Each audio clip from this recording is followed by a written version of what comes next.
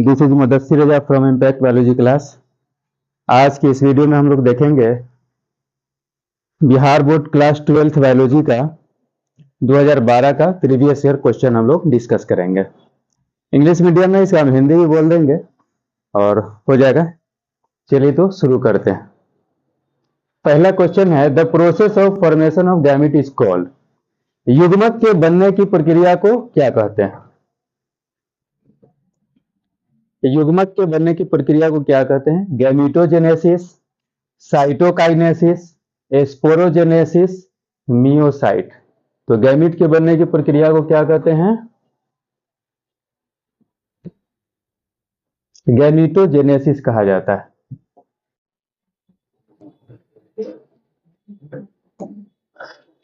दूसरा क्वेश्चन है, what is fertilisation?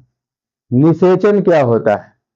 Fusion of egg with male nuclei, fusion of egg with secondary nucleus, fusion of egg with साइनर्जिड, और D है none of these.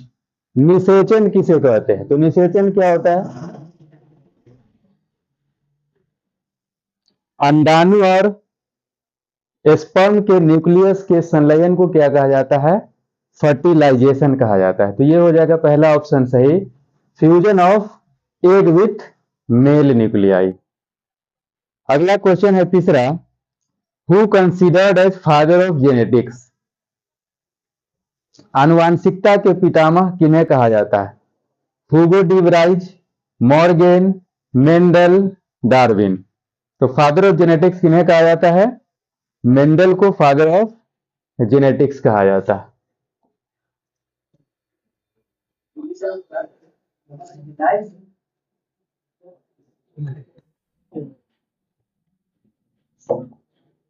अगला question है चौथा, in which state does crossing over takes place? किस अवस्था में, meiosis के किस अवस्था में निषेचन होता है? यह निषेचन नहीं, विनिमय होता है। जीन का विनिमय किस अवस्था में होता है?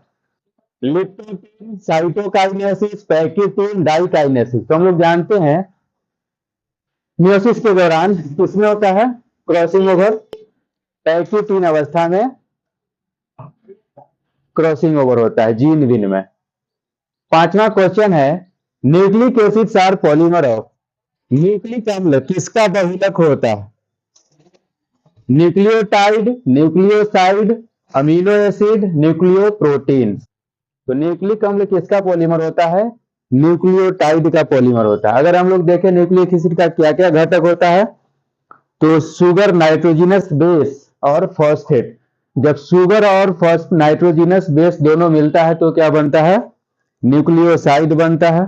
और फॉस्फेट उसमें जुड़ता है तो न्यूक्लियोटाइड बनता है। और बहुत सारा न्यूक्लियोटाइड जब जुड़ता है फॉस्फोडाइस्टर बंधन के द्वारा तो उसे न्यूक्लिक एसिड कहा जाता है। तो न्यूक्लिक एसिड किसका बहुलक है? न्यूक्लियोटाइड का। अगला क्वेश्चन है छठा, एलिफेंटिएसिस इज कॉज्ड बाय। हाथी रोग किसके द्वारा उत्पन्न होता है? किससे संक्रमित होता है? Ascaris, Taenia, Wuchereria, Entamoeba. तो हाथी रोग जो होता है वो क्या होता है? ऊकेरिया से होता है। ऊकेरिया बैनक्रोफ्टी से होता है। सातवां क्वेश्चन है, बायोगैस कंटेंट्स। बायोगैस, जैव गैस में क्या क्या रहता है? CO2, H2S, CH4, all of these. तो इसमें सभी रहता है। बायोगैस में क्या है? प्रीडोमिनेंटली CH4 ज्यादा रहता है, लेकिन तीनों इसमें रहता है। तो क्या ऑप्शन होगा इसका? All of these. आठवां क्वेश्चन है, PCR is use to detect. Polymerase chain reaction का उपयोग किसको जांचने में किया जाता है? तो प्राइमरली इसका उपयोग किसको? HIV को जांचने में किया जाता है। ह्यूमन इम्यूनोडेफिशिएंसी वायरस को जांचने में किया जाता है। नौवां क्वेश्चन है, which of the following is not a monoecious. इसमें कौन मोनोइसियस नहीं है? मतलब कि डाइओइसियस होगा, यानी एक लिंगी कंडीशन होगा। तो मोनोइसियस इसमें कौन नहीं है? मेज भी मोनोइसियस होता है, चाइना रोज भी मोनोइसियस है, मस्टार्ड भी मोनोइसियस होता है ना। तो ये सब मोनोइसियस नहीं है, तो क्या होगा?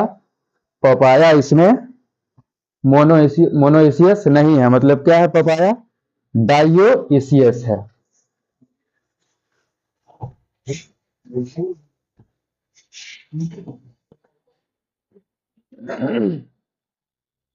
अगला क्वेश्चन है 10वां, world environment day is celebrated on, विश्व पर्यावरण दिवस कब मनाया जाता है? तो विश्व पर्यावरण दिवस कब मनाया जाता है? विश्व पर्यावरण दिवस 5 जून को मनाया जाता है। अगला क्वेश्चन है स्टेटमेंट वाला क्वेश्चन। इसमें क्या होता है स्टेटमेंट वाला क्वेश्चन? हालांकि अब ऐसा क्वेश्चन नहीं आता है, पहले ऐसा आता था।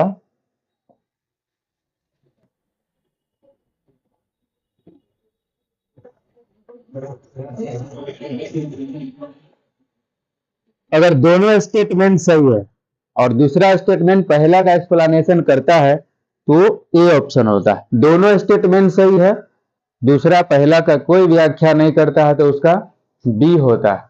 अगर पहला गलत, पहला सही है दूसरा गलत है तो सी ऑप्शन होता है। पहला ही गलत है और दूसरा सही है तो डी ऑप्शन होता है। तो हम लोग देखेंगे स्टेटमेंट 11वां क्वेश्चन देखते हैं। Green plants are known as producer. Statement पहला करा है, ग्रीन प्लांट को प्रोड्यूसर भी कहा जाता है, तो ये सही है। ग्रीन प्लांट को प्रोड्यूसर कहा जाता है, हरे पौधे को, ये स्टेटमेंट सही है। दूसरा है they convert light energy into chemical energy. क्यों कहा जाता है? यह लाइट एनर्जी को रासायनिक ऊर्जा में बदलता है। तो दोनों स्टेटमेंट सही है ना। और बी जो है ए का व्याख्या कर रहा है, दूसरा कथन, इसलिए ऑप्शन हो जाएगा डी। क्या होगा आंसर? ए हो जाएगा। अगला क्वेश्चन है 12, the process of reproduction does not suffer if one ovary is removed. जनन की प्रक्रिया जो है प्रभावित नहीं होगी अगर एक ओवरी हटा लिया जाता है तो। स्टेटमेंट 2 बोल रहा है क्यों? The other ovary enlarge to take over the function of missing one. चूंकि अगर एक ओवरी नॉन फंक्शनल हो जाएगा तो दूसरा ओवरी का साइज बढ़ता है और उसका काम करने लगता है। तो ये दोनों स्टेटमेंट क्या है? सही है। और दूसरा स्टेटमेंट जो है पहले का व्याख्या करता है, तो क्या हो जाएगा आंसर? यह भी सही है, यह भी सही है, तो ए हो जाएगा। 13वां क्वेश्चन है the transmission of character from parents two of spring is called heredity.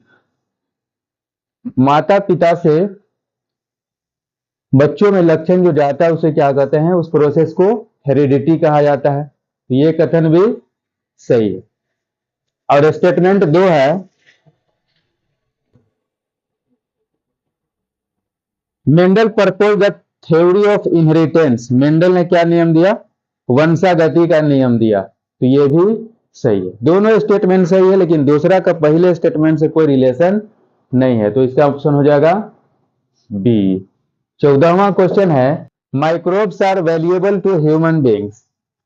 सूक्ष्म जीव जो है मानव के लिए उपयोगी है। दूसरा स्टेटमेंट है दे आर प्रेजेंट एवरीवेयर, यह सभी जगह उपस्थित होता है। तो ये स्टेटमेंट भी सही है, ये भी सही है, ये भी सही है। लेकिन दूसरा जो है पहले का कोई व्याख्या नहीं करता है, तो ऑप्शन क्या होगा आंसर? बी हो जाएगा।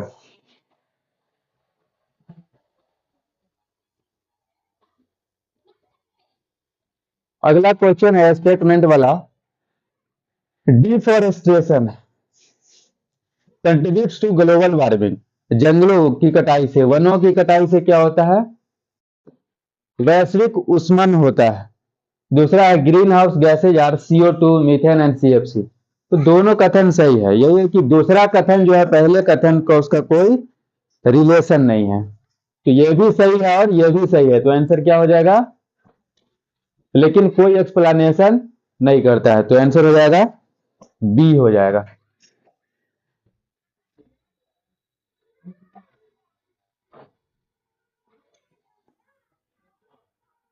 अगला क्वेश्चन है which of the following factors is important in formation of new species. नए प्रजातियों के बनने में कौन सा कारक महत्वपूर्ण होता है?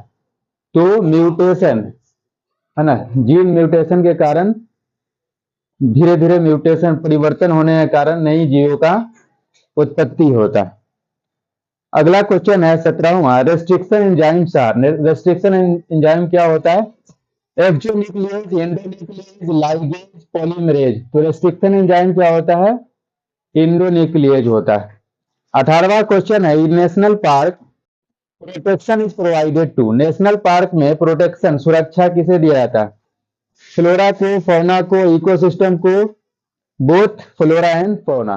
तो नेशनल पार्क में दोनों को सुरक्षा दिया जाता है। हालांकि एनसीईआरटी के अनुसार क्या होगा सही? इकोसिस्टम होगा। इकोसिस्टम को अगर सुरक्षा देते तो उसमें जितना भी जीव जंतु होगा, प्लांट एनिमल, सभी सुरक्षित रहता है। तो आंसर हो जाएगा बोथ फ्लोरा एंड फौना। अगला क्वेश्चन है यहाँ पर मिलाने वाला, कॉलम 1 को कॉलम 2 से मिलान करना है। चलिए, फ्लोरिकल्चर क्या चीज से संबंधित है? तो फ्लोरिकल्चर जो है वो कल्टीवेशन ऑफ फ्लावर से संबंधित है। सेरिकल्चर किससे संबंधित है? रियरिंग ऑफ सिल्कवर्म से संबंधित है। एपीकल्चर क्या चीज से संबंधित है? Rearing of bee. उसके बाद बच गया सिल्वीकल्चर। तो सिल्वीकल्चर किससे संबंधित है? Cultivation of plants. ठीक। अब यहां पर है ऐसा पैसेज दिया हुआ है, पैसेज को पढ़ के जवाब देना। तो बिना पैसेज पढ़े भी हम लोग जवाब दे सकते हैं ना। बायो फर्टिलाइजर के बारे में पैसेज लिखा हुआ। 23वां क्वेश्चन देखें, the organism which enrich the nutrient quality of soil are called. वह से जीव जो मिट्टी की गुणवत्ता को बढ़ाने का काम करता है उसे क्या कहते हैं? बायो फर्टिलाइजर्स कहा जाता है। 24वां क्वेश्चन है, which of the following is an important source of bio fertiliser. Bio fertiliser जैव उर्वरक का कौन अच्छा स्रोत है? तो अच्छा स्रोत इसमें पैसेज में लिखा हुआ है क्या है? बैक्टीरिया जो है वो अच्छा स्रोत है। 25वां क्वेश्चन है, the bacteria found in the root nodules of leguminous plants are. Leguminous plant, लेग्यूमिनी पौधों के जड़ में जो नोड्यूल बनाता है और रहता है, कौन सा बैक्टीरिया रहता है?